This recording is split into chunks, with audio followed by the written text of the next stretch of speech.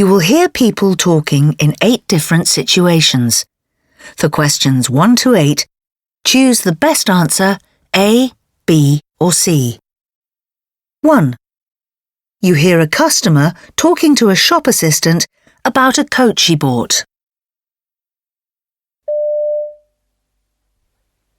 Can I help you? Yes, I bought this coat here yesterday, but when I tried it on at home, I found it was too tight on me. So I'd like to exchange it for a larger one. I don't think we have one in stock. Perhaps you'd like to try on another kind of coat or a jacket? Actually, we've got some lovely winter jackets just in. No, that's not really what I'm looking for. I could order the one you mentioned if you like, or return your money, whichever you prefer. Could you order it, please? Fine.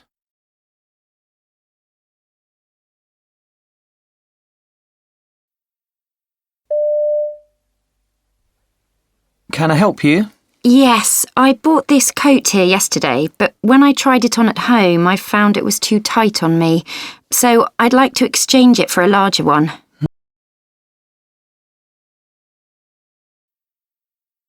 2.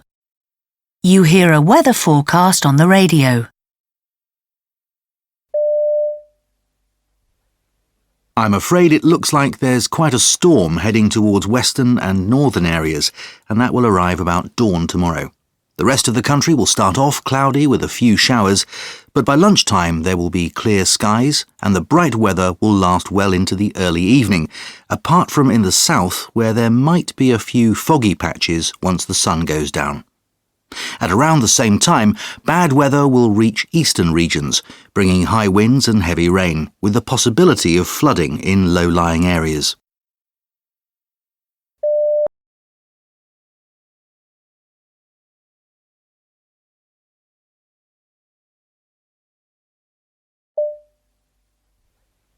I'm afraid it looks like there's quite a storm heading towards western and northern areas, and that will arrive about dawn tomorrow. The rest of the country will start off cloudy with a few showers, but by lunchtime there will be clear skies and the bright weather will last well into the early evening.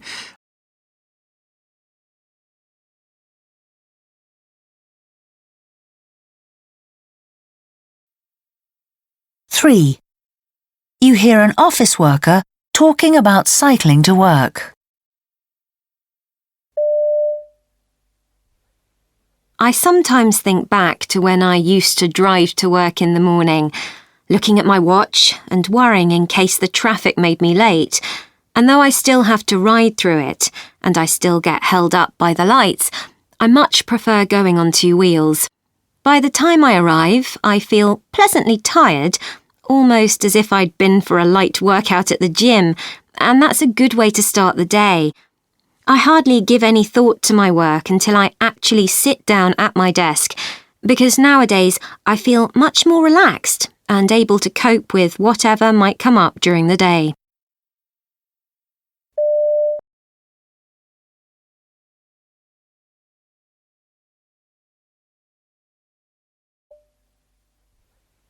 I sometimes think back to when I used to drive to work in the morning, looking at my watch and worrying in case the traffic made me late.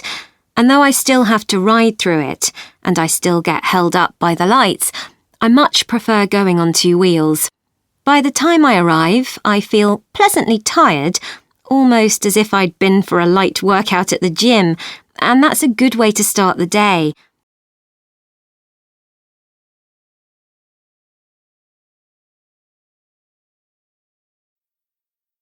4.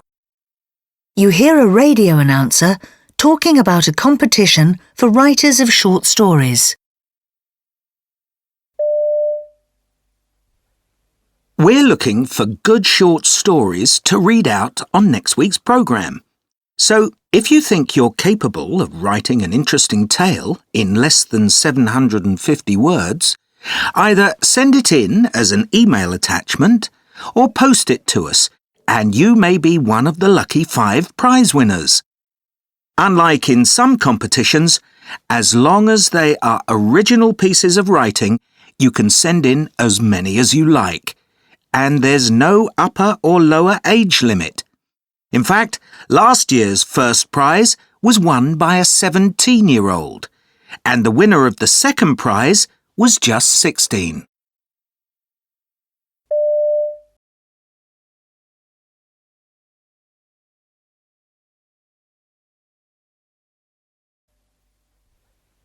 We're looking for good short stories to read out on next week's programme. So, if you think you're capable of writing an interesting tale in less than 750 words, either send it in as an email attachment or post it to us, and you may be one of the lucky 5 prize winners.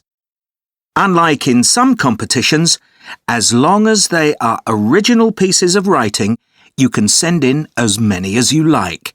And there's no upper or lower age limit.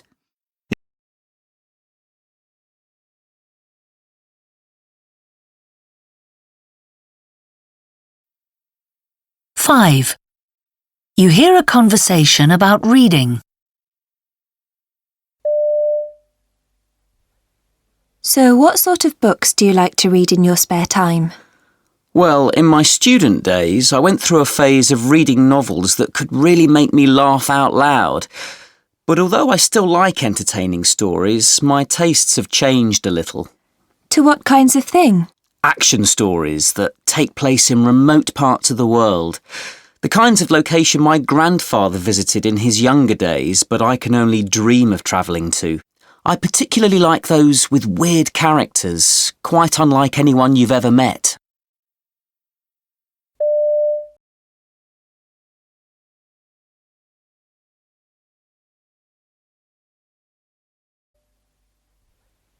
So, what sort of books do you like to read in your spare time? Well, in my student days, I went through a phase of reading novels that could really make me laugh out loud. But although I still like entertaining stories, my tastes have changed a little. To what kinds of thing? Action stories that take place in remote parts of the world. The kinds of location my grandfather visited in his younger days, but I can only dream of travelling to. I particularly like those with weird characters, quite unlike anyone you've ever met.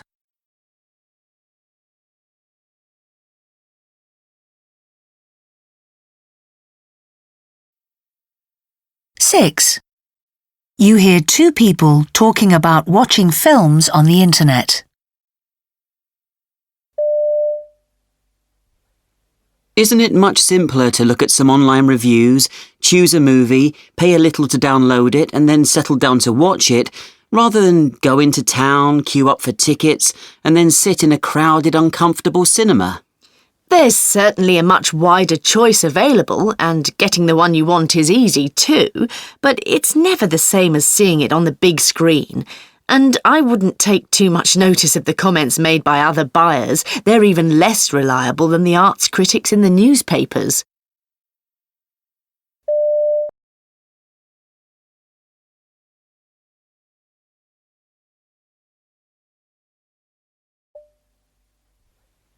Isn't it much simpler to look at some online reviews, choose a movie, pay a little to download it and then settle down to watch it, rather than go into town, queue up for tickets and then sit in a crowded, uncomfortable cinema? There's certainly a much wider choice available, and getting the one you want is easy too, but it's never the same as seeing it on the big screen. And I wouldn't take too much notice of the comments made by other buyers. They're even less reliable than the arts critics in the newspapers.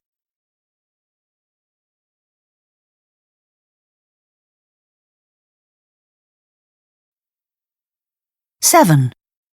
You hear a woman at an airport talking on the phone.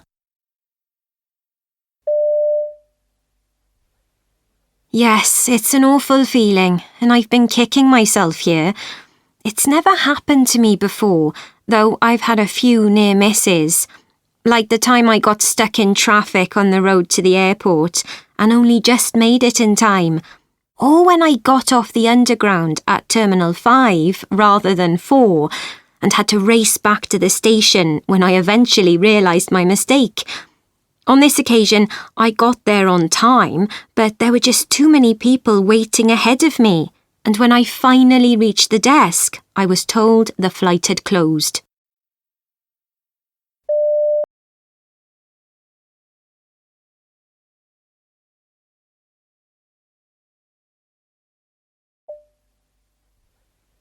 Yes, it's an awful feeling, and I've been kicking myself here.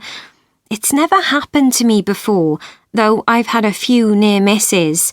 Like the time I got stuck in traffic on the road to the airport and only just made it in time. Or when I got off the underground at Terminal 5 rather than 4 and had to race back to the station when I eventually realised my mistake. On this occasion, I got there on time, but there were just too many people waiting ahead of me, and when I finally reached the desk, I was told the flight had closed.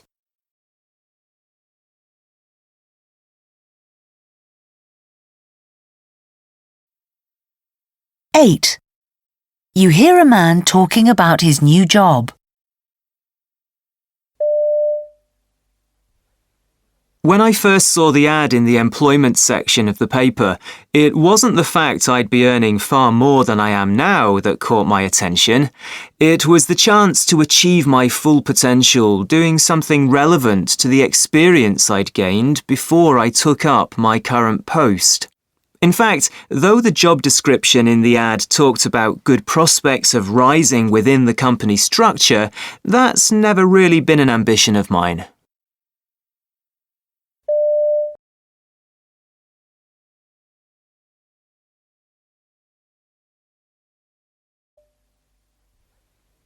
When I first saw the ad in the employment section of the paper, it wasn't the fact I'd be earning far more than I am now that caught my attention.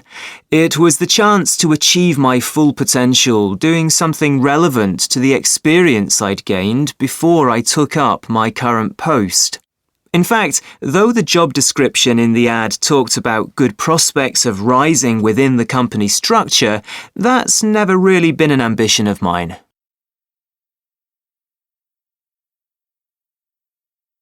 That is the end of part 1.